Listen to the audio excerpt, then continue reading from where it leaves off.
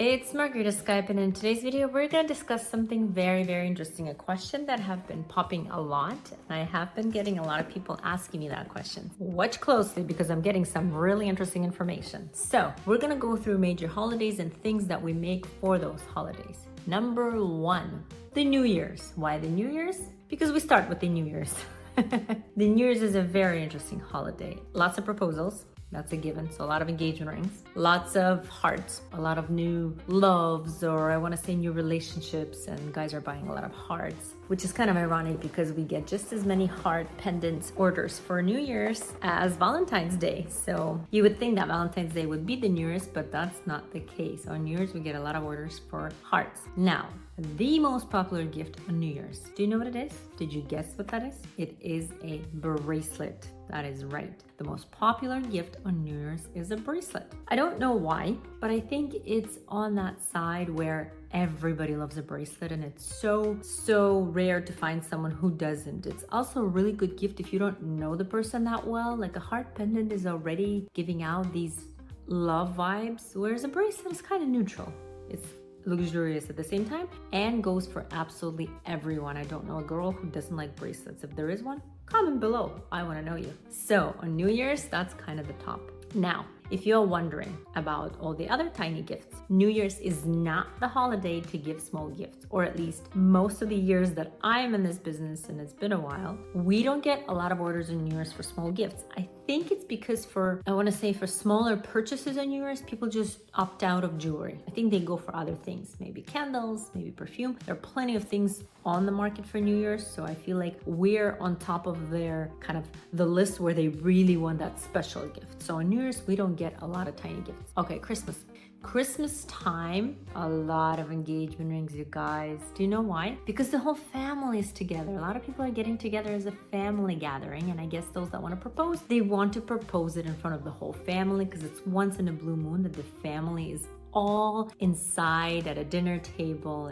It's just one of those times. So we do get a lot of engagement rings on Christmas. We also get heart pendants. We get a variety of things. On Christmas, we do get a lot of smaller gifts. So I guess people want to gift them for friends and cousins, whoever it is. We do get a lot of smaller gifts. Like people would reach out and say, okay, do you have some gifts that are $100 each, or $200 each? I need 2-3 gifts for someone special. So we do get smaller gifts requests for Christmas.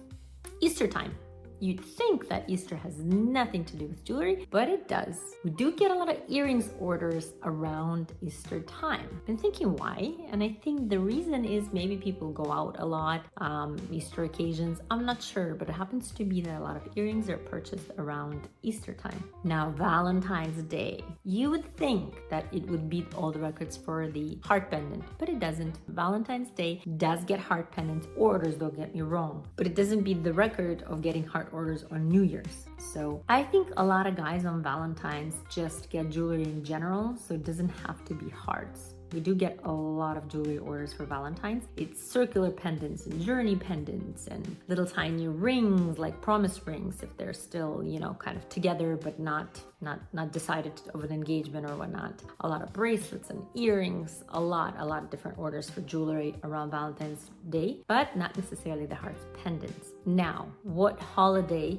is there left that you think gets a lot of jewelry? 4th of July, of course. 4th of July. 4th of July gets a lot of orders for patriotic jewelry. Some flags, pins, some earrings, even some rings in the past. So some people really take 4th of July really serious and do party a lot on 4th of July and wear 4th of July jewelry. At some point, about 10 years ago, we did this silver collection, and it had a lot of flag type of jewelry, and it sold out on 4th of July, on the first 4th of July. So I'm actually thinking maybe we should repeat some kind of 4th of July jewelry. It went really well. These are kind of the major, holidays that we get a lot of orders around, I want to say. The rest are just not as big, or we don't get as many orders around other types of holidays. These are kind of the ones that stand out and always bring us interesting orders. And we know clients that will order ahead of time because they usually order every single year. Now, for some pointers, if you're out there and you're a guy, if you're just meeting with your girl for